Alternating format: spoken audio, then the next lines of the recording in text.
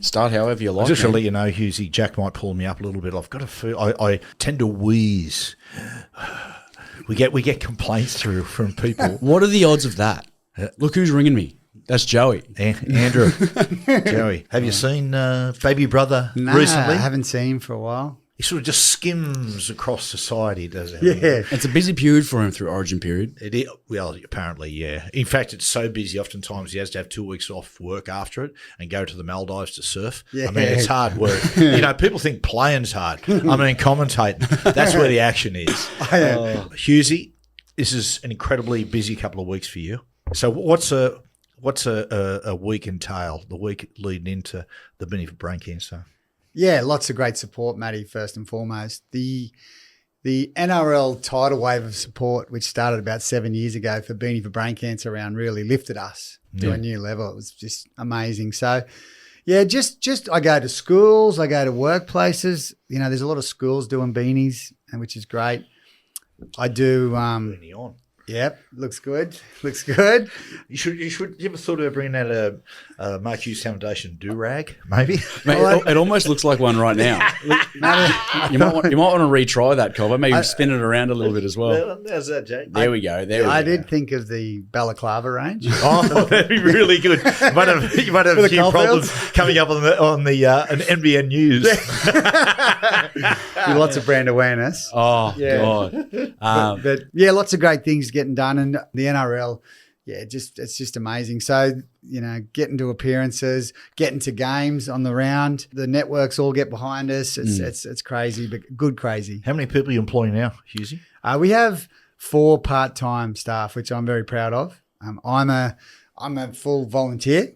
So I tell people flexible hours, but the hourly rate needs a review. Yeah, gotcha. Yeah. Know what you're talking about there. Yeah. So I'm very proud to be a volunteer, and we're run by the big heart of volunteers. They pack beanies, they go to shops and sell our stuff. There's so many volunteers that make this go around, and I think people like that, and they get that the money's going to the right places. There's no brand ambassador and all these different tags. There's just 4 amazing staff at Hamilton that get it all done. Mate, it's incredible. Like the last 10 years, you guys have sold over 1 million beanies, tens of millions of dollars.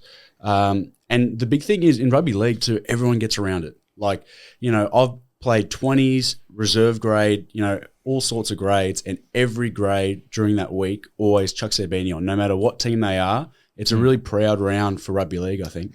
It's become a great tradition that I think everyone in rugby league agrees on. It doesn't happen too often. Yeah. It doesn't matter. There's always Blues, Queensland. There's always these rivalries and that. But I feel like everyone is in agreement that brain cancer needs a bit of a help. And I think it's been a great tradition. And there's probably kids now that would never remember nothing else but Beanie Round. And I think it's just part of the fabric now. And, nothing that we take for granted, but it's super. I actually forgot to declare something.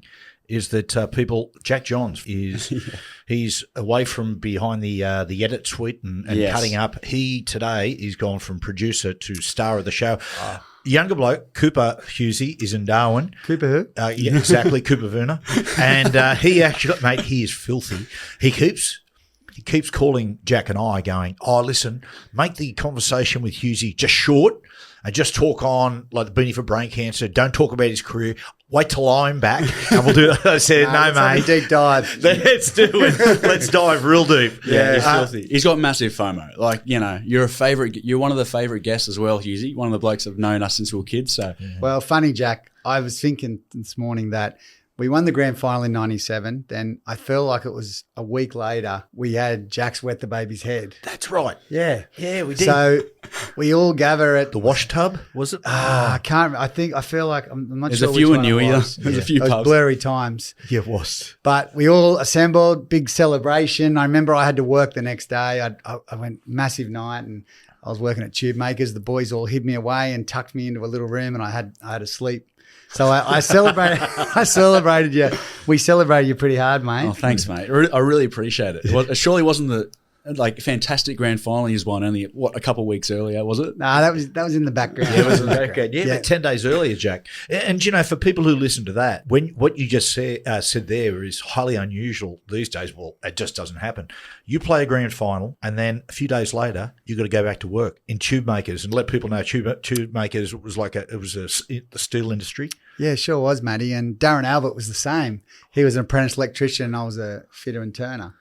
So we would work, and then as I started to get into first grade, we had to, you clock in as you go in, then we were clocking out and going and do kicking and catching practice and coming back on and off. And I did a bit of shift work, so I would do night shift, then I'd go straight to the gym, then I'd go back to Curry and sleep, then I'd come back in the afternoon and train, go back to Curry and rest, and then do it all again. Incredible. It was good because it was giving me that mental toughness and, you know, to really appreciate. People used to say you're always smiling, you're always happy, because I was living a dream.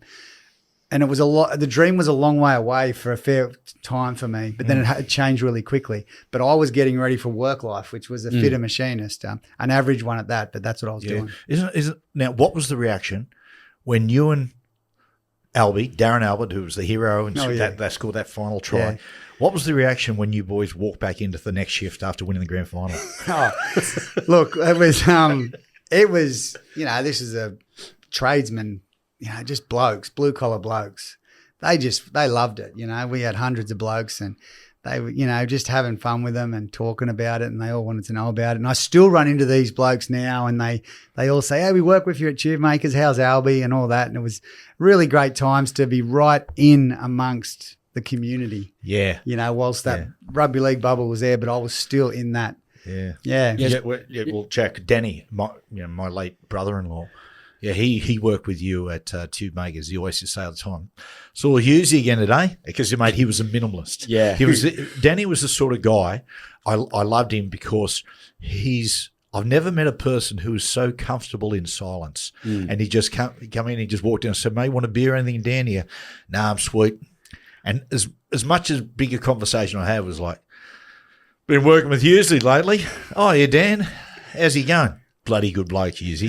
Boom, conversation over. Just for context too, Danny looked exactly like Reg Reagan, pretty much. He did. To a point where I think it might have been Danny's 50th or 60th, and Dad rocked up dressed as Reg Reagan as his brother. He was a good man, Danny. He was a good man. I was thinking, Matty, we did the in Search of the Holy Grail, a short video. Yeah, remember that? That was for the Newcastle Short Film Festival, and they asked us to do one. That's where Reg Reagan was born. This was oh brilliant. wow! So Crowe was the narrator, and he assembled this group. Joey was Bruno Snidely. Yeah, he was a card shark. He was sinister.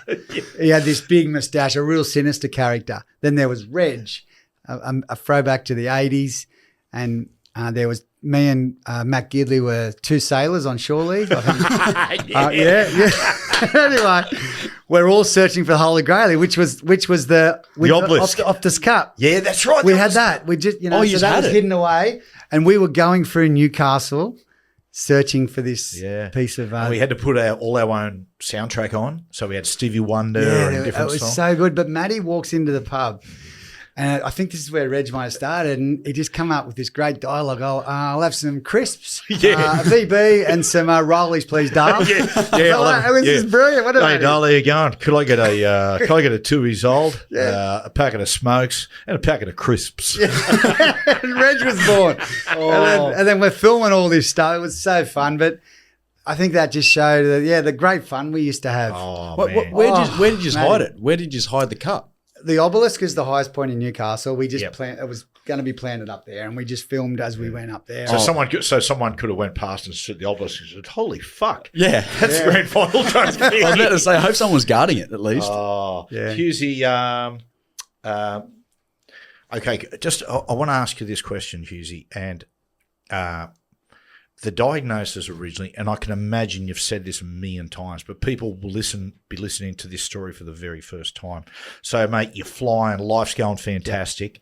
The news must have hit you like a ton of bricks. What were the first signs? Yeah, I was 36, Matty, flying high, feeling fit, been out of footy for 5 or 6 years, but life was going great. Had 3 children under 10, beautiful wife. Yeah, everything was great. Then I just had headaches for a day, and it put me in bed, which was unusual. And then I woke up the next morning, headaches again. Kiralee said, nah, you need to just go and get this checked out. And I thought, oh, well, this is a migraine. Not a problem. We'll get a couple of tablets and keep going. And the doctor was a bit funny when I went and saw him. And he said, we might just go get a scan. So I ducked in and got a scan just on my own. And that was the last ever scan I've had alone. Kiralee's been with me ever since, because that scan, from that moment, everything changed. It's like, quick, get everyone in. You've got a tumor. And you just go, what? You got a brain tumor? So, yeah, so your life can change really quick. And out of that, waited a couple of weeks, then John Hunter Hospital, and had the tumor removed. And you're still hopeful. I got that positive mindset of it's not cancer. We'll just get it out and play on. But then the doctor took us in a week later and simply said to us, I'm sorry, Mark, you've got high-grade brain cancer. And that's the words we just couldn't hear. We just got told you just can't hear that. There's different grades. So yeah, definitely life really changed, that's for sure. Hughesy, when a person gets a diagnosis, oftentimes the doctor will present the scenarios and just go, righto, at best, at worst. What was the at worst?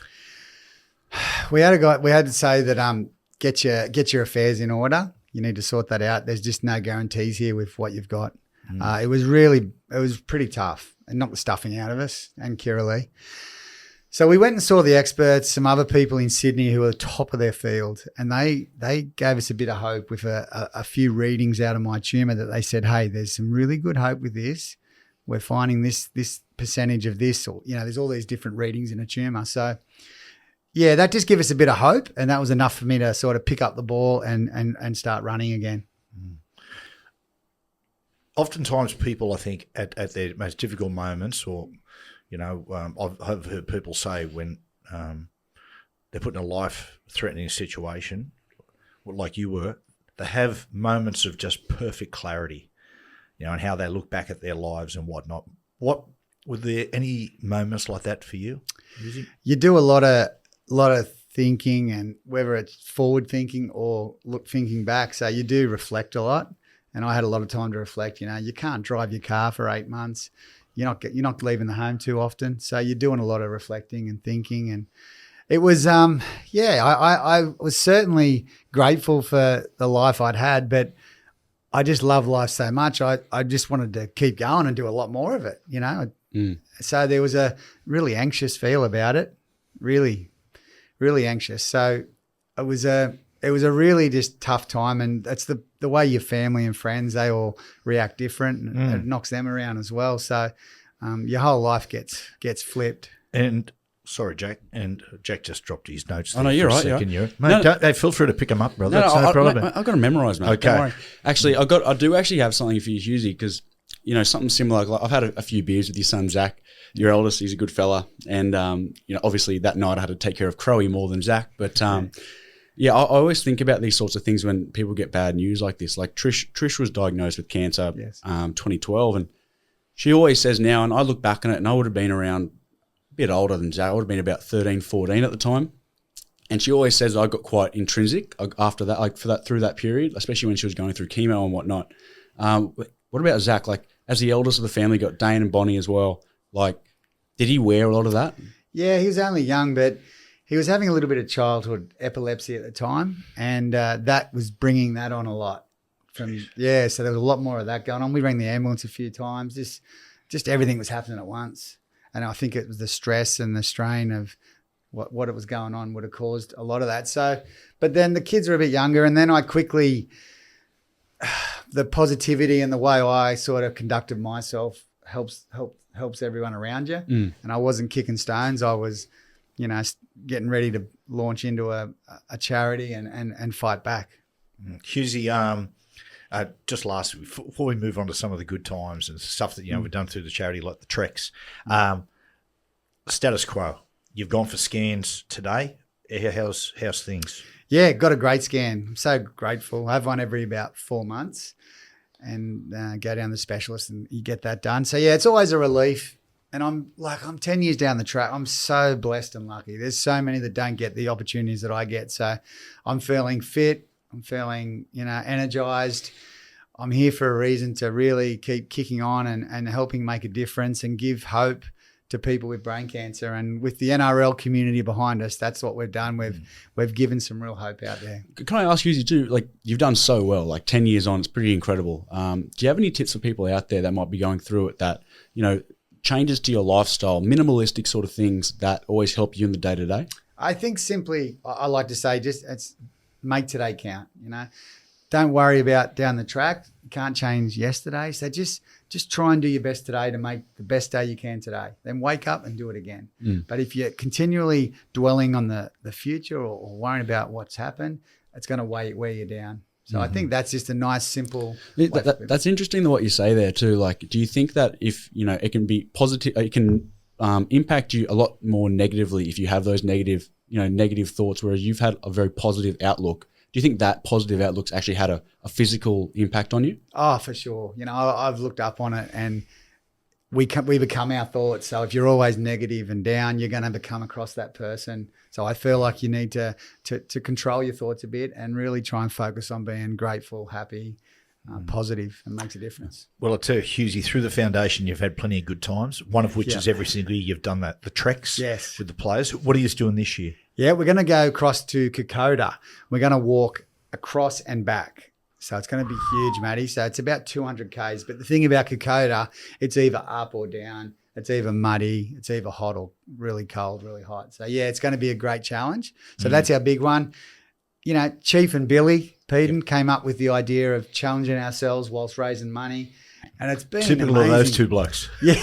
That's so typical. I mean, a lot of the traits that our teammates had on the field, they've just brought across to the foundation, you know, like, and it's just been, that's like, you do great things in rugby league, but the way my former teammates have bound around what I'm trying to do is really the best thing I've got out of rugby league for sure. And the treks are a great way for us to get away. And I'll highlight, we did Everest, Matty and I. 2017 was that? It would have been because I was playing 20s and I was thinking to myself, I might try go. Yeah. So there we are. We had Beaver Menzies. We did too. Yeah, we had the Beaver. We had Chief. We had blokes like Russell Richardson, the Gidley boys, Bedsy. Billy Boy. And what a way to bond. There was so many people that I'd never met before. Yeah. But by the time you're leaving Kathmandu, everyone they're all like best mates. Yeah, you know, a policeman, a trained accountant, all these people come together as one in a team. And we had doing Everest, Matty, it's just like on the world stage, isn't it? It's incredible. Just, it's challenging, it's hard, but it's fun. And we had the best time. Oh, it was fantastic. A couple of the boys were lucky, like Crowie. So let people know Crowie's the sort of guy, and you know people react different to altitude, and they told us just be very mindful of the person that you're knocking around with in the tea rooms. Like you're in pairs, just keep an eye on them, make sure they're not sleeping too long. And I started noticing Crowie was like really really struggling. Anyway, they did a oxygen count on him, and it was so low. And they said, no, mate, there's no more for you. And, mate, he wouldn't have it. Just kept going. Mate, they nearly had to put him in a chopper and send him back to Kathmandu. Yeah, he collapsed on the bench in the tea room. We're in a tea room full of people across the world. We're starting to get a bit nervous, a couple of people vomiting. And then this German backpacker was a bit snaky that Crowie's taken up so much room on the seat and had a bit of a shot. And then he didn't know what he was getting himself in for. Then Billy Peden piped up and said, and there was nearly war on the mountain. It was. Blood on the snow. And that's Billy. He's just the best teammate. That's just Billy Peden, yeah. Of all the treks, so you've done Kilimanjaro? Yeah, that's a high altitude one. Trent Robbo on that one joined us. Yep. We've done base camp twice now. We've been to Borneo.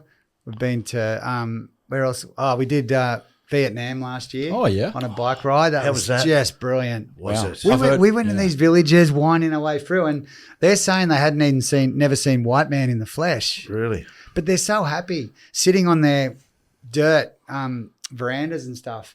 But they're in a circle, they're laughing, they're giggling. Friends and family. Yeah. No phones, no nothing, but they're just happy. And I think to myself, maybe this is true success. They're happy, they've got each other. Yeah. We're out rushing around all the time. Yeah, it's so right.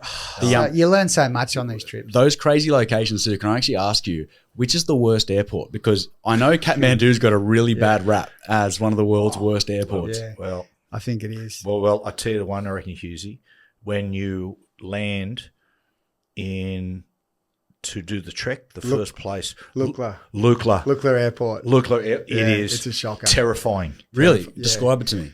What? It's you got this. It's cut into the top of a mountain, and the runway is just so short. So when you land, you've got to be careful. You've got to jam the brakes on straight away, or you just ram into the back wall. Oh, it's that what? close. And when you take off, this is terrifying. They've got a really short runway, so they've just got to go bang, and you just go straight off the mountain and just hope that you've got enough. Wow. Yeah, the townsfolk, for entertainment, they sit and watch it. Yeah, they just sit and watch it that's with morbid fascination. That's what they do every day. That's incredible. And we had some hairy moments too, because remember we couldn't fly out. There was lots of fog. You do lots of waiting around for hours, waiting for the right conditions. What about? And I was told this. There was trying to think of his name. He used to be on the project. His name escapes me at the moment. He used to do all these sort of, special challenges and whatnot. Terrific bloke, an American guy. And he told me, he said, when you go and do it, he said, I'll give you a tip. He said, when you land first in Kathmandu before you do the trek, he said, Kathmandu, you'll be going around going, oh, mate, God, this is hectic. It's a real third world city. He said, but when you go and do the trek and come back to Kathmandu, he said, Kathmandu will feel like Monaco. Yeah. It's so true. Yeah. Do you remember Chief? So we come back. You're eating basically bowls of rice all the time at the tea houses. Yeah, of course, yeah. So we're fanging when we get back, and Chief's just starving. We all go to this place to have beers and to eat. Chief has 48 chicken wings. No way. He kept ordering and he kept going, oh, Chimpy, I've got to get some more. Yeah. So just go for a big fella. I'm surprised. I'm surprised they even have meat up there, because you guys would have eaten a lot more sort of like vegetables and things that don't. Oh, up on the trek, things that you don't have to cook as heavily, like chicken and whatnot. But did you lose much weight up there? No, you don't lose too much. Oh, usually, really? Yeah, you're eating lots of rice but remember they say, now, boys, one really important thing is you don't drink on the mountain. We're like, yeah, sure. Every night. Yeah, we'd find a couple of beers. Oh, wow. It's so good. Oh, jeez. Hughesy, how are the old boys going? Old boys are going great, Matty. We're proud of the old boys. We've got a good group, you know. Do you still train in the morning, you blokes? Yeah, there's bits of training and, get together. Who's the gang? Kurt Gidley's the good ringleader of that, and, Bedsy, Chief. Yeah. Billy when he can make it. We just whoever we can get there. Crowy, Jared O'Dowd, just good blokes. Get together, train, coffee. Good way to start the day. Yeah. You blokes are that tight. Even when we were playing, I was up at Newey. Some mornings you'd see the new Centre of Excellence. They'd be in there before everyone else, and then you drive past Merriweather near the Bards there, and they'd be out there training, doing their Yeah, we like in the middle of winter too. Like we go there early and train at the Centre of Excellence. I tell you, Matty, if we had that gear, I'd be still playing. It's hard to believe, isn't it? Think about our facilities. I was saying to the boys the other day, we trained in a public gym. So, Jack, if you're in the midst of training, you'd have to wait. There could be like two middle-aged women doing bench press, and you got to sit and wait until they get their reps done. You're in there at the mercy, and sometimes you'd be packed with the public, and you just. Well, one thing about rugby league players too, they're not very patient either. I can imagine. But it's funny you say that, Jack. I think every single club, every single team believe they're tight. But I think sometimes in each club's history, there is a side that is really tight. And I reckon that was some of those 97 into 2001 teams. Yeah, I know success brings you together as well. And we had a great team, which helped. And, 95, these boys did awesome. 96, it was a bit of a rough year. Yeah. But then I feel from 95 to probably 02, the club could genuinely have won a comp if we had the right injury and if we had a bit of luck. We could have nearly won. We're a real chance every year. Yep. But we were so close because we all live within 10 minutes of each other. So when there was a lunch on, we're all together, and it was just a great mix. Like you got your real serious lead, like Butts and Chief and MG, but then you had like Matty and Joey in their early 20s, and blokes like Robbie O'Davis, Adam Muir, Billy Peden. MadDog would have been young then too, wouldn't he? So then there's another tier of guys that were all sort of 18, 19, 20. That was sort of Owen Craigie was there, but Gids, Bedsy, Adam McDougall. Yeah, so it was Darren Albert. So so it was just a really good blend of and plenty of. They say pick on character. Well, there was plenty of character in our teams, Matty. It was. Put on to Peter Sharp. Sharpie's been a lifelong coach. He's Newcastle at Parramatta. Of course, did the Northern Eagles and Manly. Didn't have a lot of success there, but he's just most clubs Sharpie goes to and he sits behind the scenes. They always have success. He's just a fantastic bloke. At the moment, he's with the Dogs, of course, working behind the scenes. But he just says all the time, he said, Matty, that one of the most difficult things to find in the modern game, he said, is leaders. He said, but I tell people all the time, that Newcastle side, he said, I reckon he's had 7 or 8 leaders. Yeah. That it was just such a strong group. Yeah, it was a dream for me, like from being from Curry and then you tell us the story of how you got there, the progression. Well, firstly, I was Curry boy. I knew Matty and Joey were, Cessnock. We went to the same school. I feel like Matty was in year 12. I was in year 7. I never knew that. Right. Yeah, so I definitely knew Matty. Year 12 was the best 5 years of my life. So Matty wouldn't have probably known me, no, but I knew Matty, and then Joey was in year 9, so I sort of had a few more years there to get to know Joey on a minor level. But Joey was obviously the young gun Knights player. So I was just a Curry boy playing footy for Curry, but I had a big dream to try and get there. But it was just a long way away. At 14 or 15, I wasn't anywhere near strong enough or quick enough. Knights 15s, 17s, 19s, not getting a look in. So I was lucky I didn't choose to maybe go in another direction because it could have been tempting, but I hung in and I got a start in my first year at grade at Curry was in 1995 and Curry had won 2 premierships. It was just going off the town. It was a great time. And their third premiership, I snuck onto the wing for that game and we beat West. And I scored 2 tries. Ewan McGrady was in that team. Oh, yeah. Wow. Panda. Yeah, so I got exposed to a legend. The McGrady's are crazy. I've played with that many McGrady's too in my time in footy in all sorts of grades. And I'd forgotten you'd played with Panda. Yeah. That was phenomenal. Freakish. And I'd watch him at training and he was just going half pace, but then now and again he'd turn it on and I'm just going, wow, this is awesome. Big Dave Smith was there. He was another Knights fella. And so the 96, Peter Brady and Shane Lee, a couple of Curry legends, coached the 21s. They said, come and have a trial. So I got a trial and made the team for 96. First time I made the Knights. Had a nice steady year. So that was 96. And then 97 started along and I watched the news and then it came on. Knights had started their 97 campaign and I'm sitting at home into my rissoles and hey, where am I? What's going on here? So I made a call and said, it's all started. Am I going to get another trial? And yeah, you should. Yeah, we'll sort that out. So I got a trial for 97 season. So I was just trialing and did okay and got him into the reserve grade team. And then from there, I got a couple of opportunities to sit on the bench.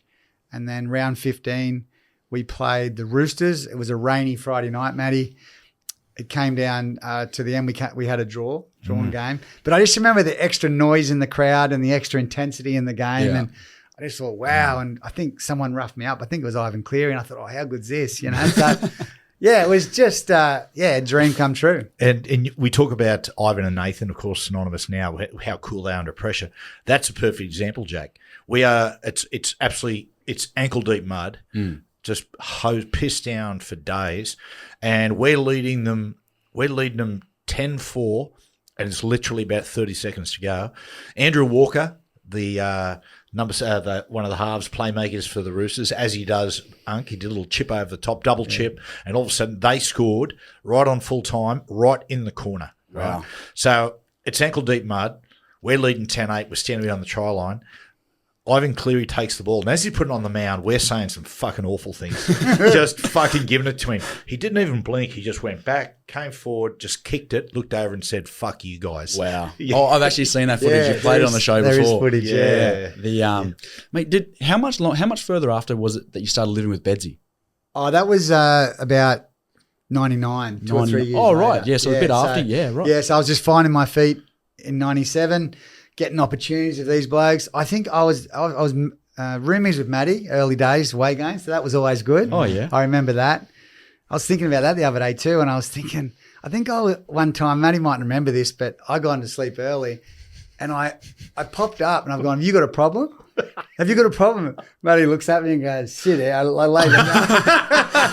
I must have been, I don't know, my head must have been spinning, and I was putting it on your dad. Well, because remember, all the boys, when we used to room together, they always used to go, because I had all these, I used to take all my boots away. Yeah. So I'd have about 8 pairs of boots just lined up in the morning, and then I'd go to the ground, do an inspection, then know which boots I'd have to wear. Oh, wow. He had all these boots. I have my Dunlops, Stingrays. But it's unbelievable, Hughesy, to think about the start of the year, you're eating your wrist holes, and you're going, hang on a second, where's my trial? Yeah. And then you end up winning that grand final. Yeah, just amazing. The breakthrough moment. We spoke about it before we come on air. And I brought up the time we played the South East Queensland Crushers, about sort of 2/3 of the way through the year. And I brought it up because it was a funny moment in the fact that we played a game, and as was the time back in those mid-90s, you just go on a bender after it. We're in Brisbane. Anyway, the coach, Malcolm Reilly, who was a real disciplinarian, like just legend, but highly disciplined. He goes, right, we're going to do a rehab session. For rehab, we've got a quick turnaround. We're just going to do a ball work session. And we're all still blind, right? And I can watch him Mal, and he's just getting more and more aggravated. Anyway, he just starts unloading on the team. He's a fucking disgrace and everything. And Scotty Conley, his nickname was the Scrub Pig, he thought Mal was joking and started laughing, going, oh, yeah, this is hilarious, right? And he goes, fuck you. Wow. Mate. But that game, Hughesy, like, I remember you putting your body on the line. Tell us about the moment. Yeah, well, it was just, I'm just trying to feel like I'm trying to get the confidence out of these guys because they probably didn't really know me and I didn't look probably the most likely type. So I just remember they were on the sideline. They've kicked this ball across field and I've come from the wing and I've charged across and I've dived in front of the post and I've caught it and then someone's belted me and I've flinged around the post. And it was a really good take. But I just remember Butsy getting on the bus and going, hey, making a big point of it to me. And it made me feel real good and made me start to feel part of the team a little bit because I obviously lacking a bit of confidence, but it was a nice moment. And blokes like Butsy and like Matty, Butsy, these blokes were always building me up from the start. Yeah. I was lucky to have senior players. You know, if the Knights were coming last that year and I could have got tipped out, just like if Curry wasn't a good team in 95, and they come last, good chance I wouldn't have got the opportunities I got. So I was surrounded by some good people at the right time. Yeah. That run through 97, like Jack, not long, I reckon about 4 weeks out from semi-finals. Yeah, and winning a grand final is all about timing as well as anything else. Is we just caught fire, and we kept playing Manly right at the back end of the year. And every time we played them, we just kept getting closer and closer and closer to the morning you wake up in the grand final, and you just go, you know, you're going to win. It's there was so this strange. real air of confidence, and I look back now and go, hang on, you were 20. How could you feel that confident? But you just get caught up in that team environment, and I felt this inner belief there was there, led from chief as captain to everyone. But we just did, and we had the fun. Like we made up the CD with our songs. Oh, yeah, you that's know, we right. had We the did fun. our own film So clips. every time we're on the bus, the songs are coming on. Then we're in the sheds, the songs are coming on. And look, Mel probably didn't agree with it, but the leader he knew that's what we needed. Yeah. You know, and it was fun, and we're dancing around and having fun in the sheds. Yeah, it really was special. Well, I've got a few things from you old teammates have said, and then one of the things was the Telegraph the morning of the grand final when you were reading the paper, and was it something about they had Chief Joey and you, and they had player bios? Was it what happened? I tell this story a bit, but I'll tell it again. So Coogee Bay Plaza was where we stayed. So we wake up the morning of the game, and I'm feeling great. Moonwalk to the elevator, dance my way into the breakfast room. This is my day. So I walk in and there's about 6 or 8 blokes around the table and they're looking at me laughing. So I sort of wander over and they hand over the newspaper, the Daily Telegraph, what it was. And it was a lift out of each player profile. So number 1, Robbie O'Davis, amazing under the high ball, great sidestep. Number 2, Darren Albert, fastest man in the game. Number 3, Owen Craigie, schoolboy prodigy, brilliant talent. Number 4, Adam McDougall, blockbusting, strong centre. So by this, I just can't wait to read what they say about me. Number 5, Mark Hughes, shoulders like a brown snake. Oh my god. Yeah, so not the best start to my day, Well, you show them. Jack. So I tell people they stung like a brown snake. No. So just a bit of fun, but there'd been no off-season weight programs. Like I hadn't really done any weights. Public gym. There's other people on the machines. Yeah, and I was playing centre. Like I hadn't played a centre, one game at centre as a kid. I reckon I just got put into there. So just finding a way. What's your memory, Hughesy, of? I was going to say the last moment, but do you remember half time? It's really tight. It's 8-6. And almost the last play before half time, they do a full field shift. Cliffy Lyons drifts across, and one of our players is just lazy on the inside ball to Shannon Nevin, and they scored right on half time. Remember we all walk in 14-6 down, and Joey loses it. Remember it? He's going, fucking hell, what the fucking hell? And everyone's going, mate, settle down, settle down. It was, oh man. It wasn't the most, there was holes in our defence at times, and it wasn't the most perfect game of footy, but it was a brilliant result. It was a brilliant theatre, game. What do you remember? You took the ball on the charge down and threw it to Albie. What's your memory of that final play? So Joey got charged down. You'd hit the upright moments before. Yep. So that was a close one, and then did Joey go again? Joey went again and got charged down. I think it went to your arms. Yeah, it went to myself. And then I just got the ball and run. And then as I'm going, I threw a pretty ordinary pass to Darren Albert.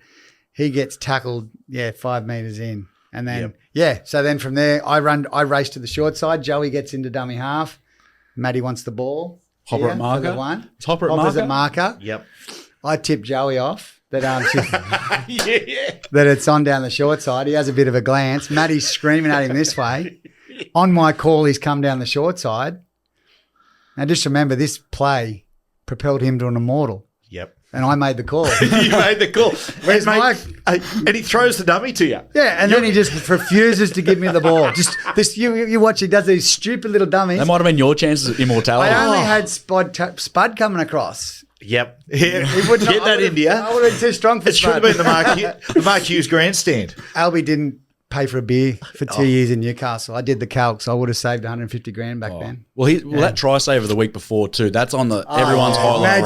Magic. I remember seeing it for the first time, and I'd never seen because he's gone. Who was the winger again? Matt Sears, who was Quicksilver. Well, he was moving fast. When Albie comes into camera, my god! Hey, Jack, I've never seen, and throw them all in. Throw Slater, everyone. Yeah. I've never seen someone so football fast as Albie. In the fact that, like our strength coach Bruce Gulliver, who's a story in himself, but he used to say, mate, if I coached him from when he was a kid, he'd have won a gold medal in the 200 metres. Really? Yep, that's how quick. But the thing about it was, stopping, starting, stepping, he didn't brush a metre. Really? Yeah, I all these fast guys I watch now, I still compare them to Albie for some reason. I'm a bit biased, but I just felt like that bloke was so fast. Oh, that one. Yeah. And the thing about it was, he was a completely different winger to the ones you see now a lot of times, in the fact that he had no work rate.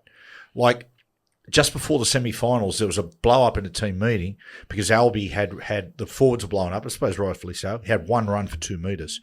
But when you needed something big, that's what he come up with. Yeah. If he was a workhorse, he doesn't pick up Max Hughes. That's right. We don't win that competition. Yeah, magic. Hey, I just want to say, while we're talking about the different characters, and we're skipping around a little bit here, but, I mean, Adam McDougall, the success that he has made in business, how much has he given, you think, to your foundation? It'd be over 500,000. Doogs is just an amazing character. Firstly, footy-wise, it was just unbelievable playing with him. You just knew he'd set himself for the big games. He was unstoppable when he was like that. So we're so blessed to have him in our side. But then in later life, he was doing all this stuff, and we're going, what's he doing? What is it? Yeah. Is he really studying at uni? Because he could throw up porkies, and he's saying he's doing this supplement. Everyone's going, yeah. Well, how old would he have been around the 97 grand final? Early 20s? A year or two older than, he was 21. Was there a crew of years? Because there was an older crew and then sort of like a middle sort of crew. Yeah. Was there a crew of young, like the lot of years that were real young, that was real surreal for? Like you sort of stuck together? Absolutely, it was. Yeah, we were on this wave of, so back to Dukes, just, very giving, amazing person. Him and Belinda, what they've done with the man show. I don't think there's a rugby league player that's had that type of success, Matty. Well, given the fact he's maintained a lot of the company and sold it to people who are going to take it to America. I think he'll probably end up rugby league's first billionaire as far as a player. Yeah. It's crazy. So That's I just incredible. couldn't be any happier for him. And Yeah. he's a great person. Hey, Hughesy, you've got to tell people the celebrations were something in themselves. But fair play to you, your stamina and Chief's guts. You two blokes were the last ones standing, so to speak. Well, I don't know when we were the last one standing, but as the story goes, on one of the nights, might have been Thursday night, we ended up at the Empire Hotel. It was a lovely little 24-hour venue, unfortunately not with us anymore. Yeah. Plenty of blood, plenty of phlegm. Yeah. And Chief's feet was swelling and he had a bit of gout, I think. And I mean, I did see he did inspire me on the field, but to kick on with no shoes and feet like that, that's leadership. Mate, they were huge, like balloons. Yeah. Oh Big my balloons. God. Yeah. Big balloons. And you blokes are in the pub. So tell us about the Empire. Yeah, so we get in there. It's a 24-hour. There's karaoke on.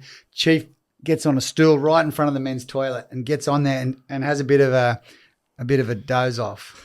And I noticed that. And then sort of people can't get it through where he was. So I felt I had to do something. So I went up and I whacked him over my arm and I got him up. And then people ask me what did it look like, and I say Fink Winfield Cup. So I've got the Chief, and as I get him up, everyone as one stands. Everyone in the joint stood, and they're just clapping their leader. I'm getting him out the door. We get out, open the door. We start to fall. I manoeuvre Chief so he cushions me on the pavement. He takes the hit. I put him in a cab, and that's the story. What do you think you're weighing there, Hughesy? 78, I'd say. That's the brown smoke weight. Yeah. I'd say about 80, Jack. But wow. That's just fun memories, and we have fun with that. But for me, like the leader Chief is and still is to me today. Like it's just so lucky. Yeah. Talking about other characters, Jack, little things that happened. Do you remember your 21st? Oh, yeah. 21st, but shortly after. Would this be one of my godfathers? Because you couldn't decide. Yes. So this is December after grand final. So this is December 15. All roads lead to Western Town Hall. Yep. Which is just next to Curry, where I'm putting on a 21st. Relatives, the team.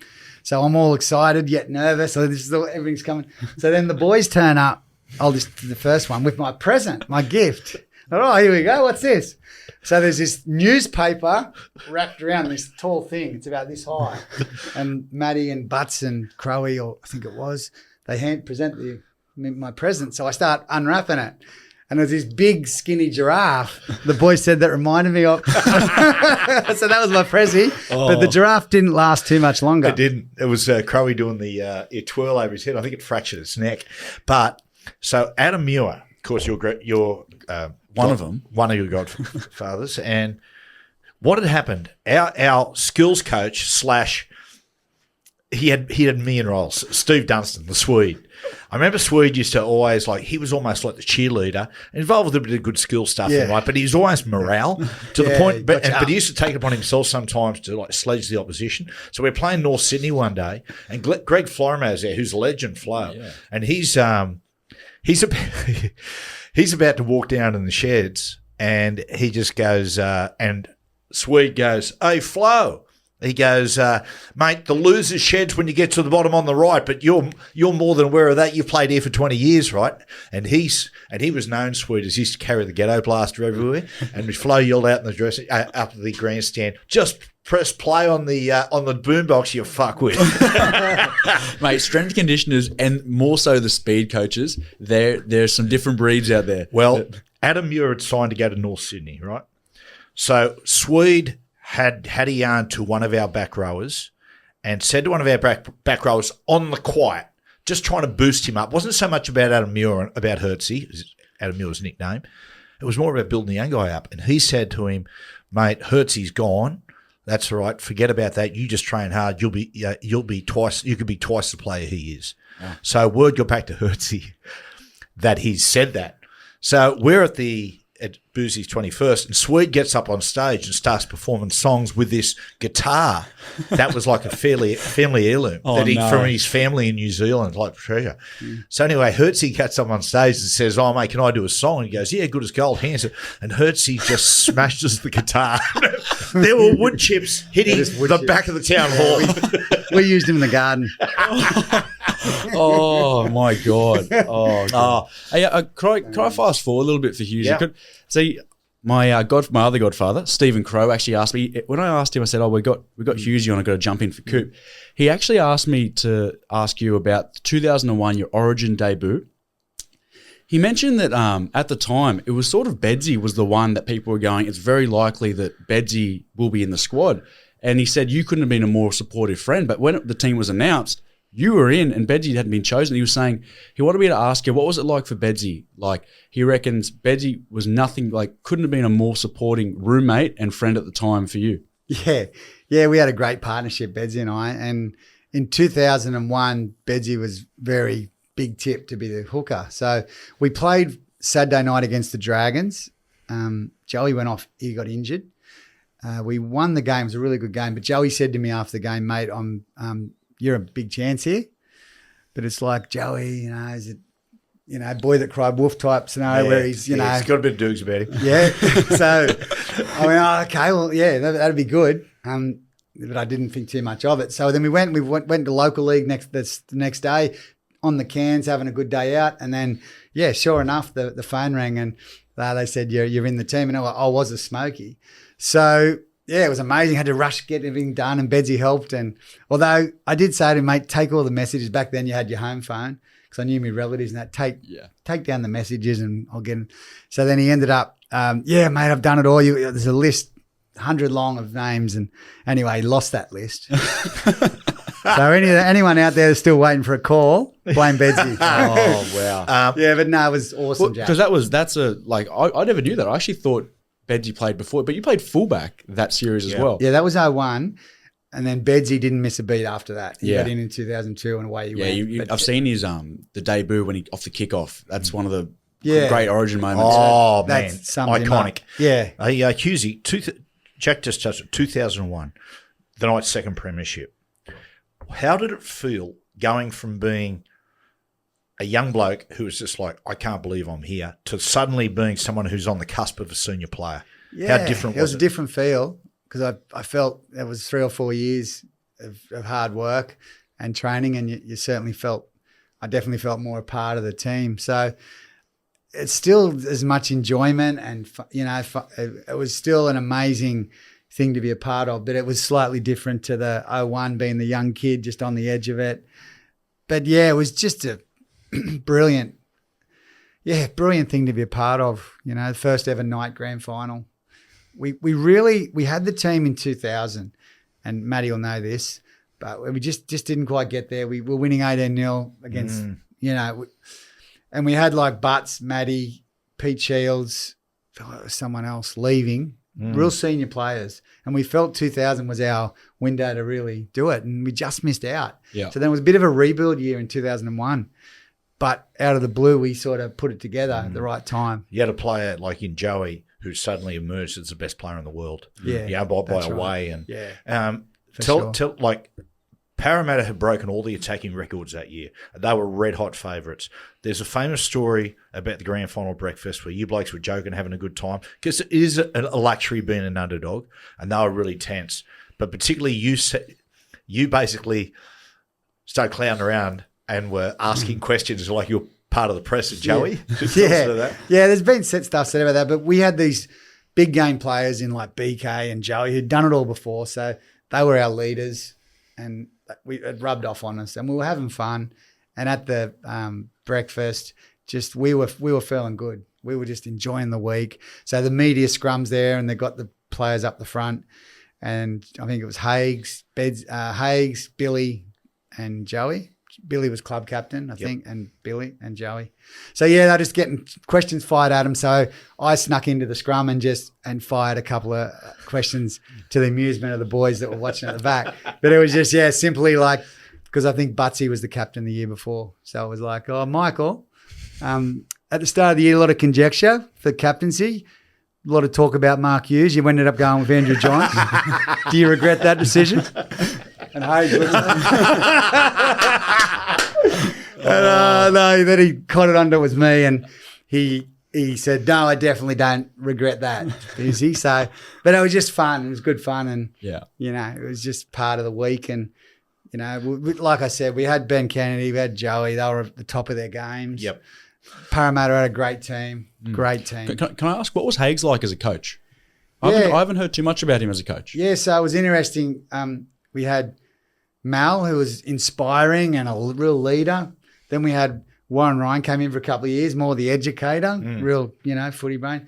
And then I felt Michael had a bit of both, where he was probably a really nice sort of guy, knew his footy, just a real nice bit different. So, yeah, they were the three coaches for me. Yeah. Yeah, so all had their strengths. They all did really well. Warren was particular, very educational sort of coach. And that was important. In that era for the Knights, we had a lot of success because purely by accident, each coach was different. Like each coach who superseded the last was what the team needed at the time. So you go back to David Waite. David Waite, he was a great educator, but we needed someone to teach us how to give mental toughness and be men. Malcolm really come in. So Malcolm, then it was time to be topped up with alcohol. No, with education. In comes Warren, and then all of a sudden we need the intensity to drop a little bit, getting too much. And suddenly Hayes comes in as a really, affable sort of man management sort of guy. So but I'll say this, with Matty and Joey, like the education that they were giving out the team, you know what I mean? They ran a lot of stuff. So that was a real awesome learning curve for all us outside backs and that. We were playing outside these guys, and it made a real difference. But you're talking about a lot of leaders in the side. One of the untold stories about it, Jack, was that in the league for most of the pre-season, we were doing a lot of coaching ourselves. On two occasions during the lead up to the competition started, Malcolm had to return to England. His mum was very, very sick, and then I think his mum or dad passed away. So he went over for a fair stint. We'd basically coached ourselves because Sharpie, who was the reserve grade coach, got pinched by Parramatta. So we're like, righto, how are we going to play this? And Malcolm, mate, was so without ego. He just go, righto, what are you doing? Yep, sounds good. Comes back, has a look what we're doing. Then all of a sudden has to go back to England again. And didn't arrive back till about round 4. And so it just shows you, if you've got senior players and everybody's on board, things just happen. Yeah. Such a luxury. You see it a lot now just because, because the game's so quick, and we're at a weird time in rugby league where a lot of the older playmakers are about to move on or have moved on. You can see where a lot of those clubs get their edges. Like when Reno went up to Brisbane, how much he educated the rest of the team. What an impact having, experienced playmakers has on the rest of the squad. Like how much it can help. I was watching a highlight the other day, and it's against Parramatta in '97, Matty. And the left edges are doing all these flicking, and then we play the ball. Then the halfback, the dummy half passes it to you. You do a 20 or 30 metre left to right to Joey. Then Joey does a 30 metre left to right to me, and I hit a hole and untouched and scored. Yep. And I thought, so the defence, we were over there, and then 2 quick passes, and we're over this side. The way the shot, and the way we spread the ball would have been hard for sides to defend. 2001, when you win the grand final, how different was it? Because 97, we come back, and it's something like 8 o'clock at night, and the whole city's still awake. And that you get back about 1 or 2 in the morning. Yeah. Was that feel strange? Well, not really, because we went to the stadium, and the stadium, there must have been 10,000 there, 5 to 10,000. So we did a lap around the ground, and we're getting these massive roars. But it was definitely a lot later. I do like the day game format for that. But yeah, it was different because it was a bit later. But I think Mad Monday just started a bit quicker. But what about, so obviously the 97 one, that Mad Monday's become legendary. Like we've got Lego, we've got Daniel Johns on we've got Joey on the skateboard. Yeah, stripping Kenny Kickchase completely naked. Remember that? I met Kenny at the Old Boys box. Kenny was like, it shows you like how inclusive is not the right word. It's like, just we're like a lot of scallywags and everything, but there was a real decency about the players. Like, to let people know, Kenny was a guy who grew up with a lot of learning difficulties, and suddenly, he was looking for something in his life, and he couldn't drive a car as a result. He used to ride his push bike from Windale into the city, which I'll let people know is probably a 25-minute drive. He'd ride, and what we started to do, we didn't know who he was, Kenny Hamilton, but when we do a training session, we practice our kicking, he'd just come on the field and start kicking the ball back. So he ended up earning the nickname Kenny Kick Chase. So then he started becoming our game day. So we're like, mate, Kenny, you're just part of the team, come in. Yeah. So he had a pass and he'd come to the sheds, and then we'd go out to warm up. And this would entertain the whole crowd. Part of the warm-up, he would stand under the sticks and Joey just launched these massive torpedo bombs. And Kenny trying to catch him. Sometimes he would. And the crowd would just be going nuts before the game. Yeah. He'd catch him. And, Kenny grew his own cult following. I think I'd see him signing the odd jersey. And he'd do everything. Like, I'm at the big Powerade buckets. Yeah. I remember him pouring the water in, then putting the powder in, and couldn't find the stirrer. What the first Mate, the first time I ever heard about Kenny was John Thomas, Tomo. Yeah. So Tomo would have been there when you were there, Hughes. Yeah, that's right. So he's still there now, Tomo. He still works around the club. Yeah. You do anything with the club? Yeah, game days, Matty. I MC the corporate area, which I enjoy. Yep. Just get in and have a chat and set the scene and meet some great sponsors and people. So I enjoy that side of things. Obviously very close to Bedsy, so I keep in contact with everything that's going on there. It's still part of it. Go to all the games? Every home game? Yep. Yeah, enjoy that. Watch the other ones at telly. Who are the features? Because we've got the old boys box there. Who are the regulars in the old boys box?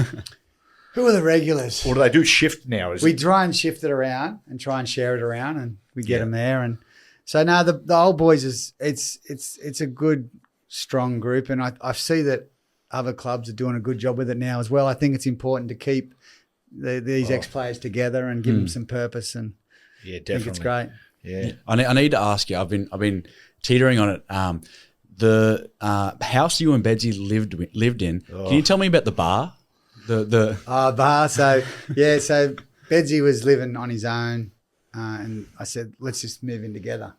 So one rainy Tuesday afternoon, we decided to move in. So we got all the gear and we're moving him across, and we had this cupboard that we couldn't get through the door. Had this couldn't work out how to get it through, and we were stuffed. We just give up. We rang Crowie, who was working at the club at the time in admin. Yeah. Said, Crowie, can you come and help? We're just over this and we can't sort it. So Crowie comes in, loosens the tie, measures it all up, and it was like magic. He somehow knew the angles and got us through that door straight away. But then it sort of clicked to me that sort of years of manoeuvring the ears through corridors makes him the perfect removalist. So Crowie moved us in, and so we had a great partnership. But downstairs we constructed a bar, and we called it Wispers. Why is that? Wispers. Because we found everyone was coming there all the time, but they weren't bringing their own liquor. So no one was ever shouting. So very good. We used to call it Wispers. Oh. We had a pool table, had a jacuzzi. It was like a little clubhouse in Merriweather. The boys all close. Oh, how good. They said to me once, Hughes said, mate, come over, we'll have a couple of beers and jump in the jacuzzi. Mate, I turn up, I have one or two beers, but I tell you what, the jacuzzi looked like a laxer. I wasn't going to fucking jump into that thing, mate. Well, Joe texted me and reckons he used to, you guys called yourselves, Bedsy, you and him, the Three Musketeers.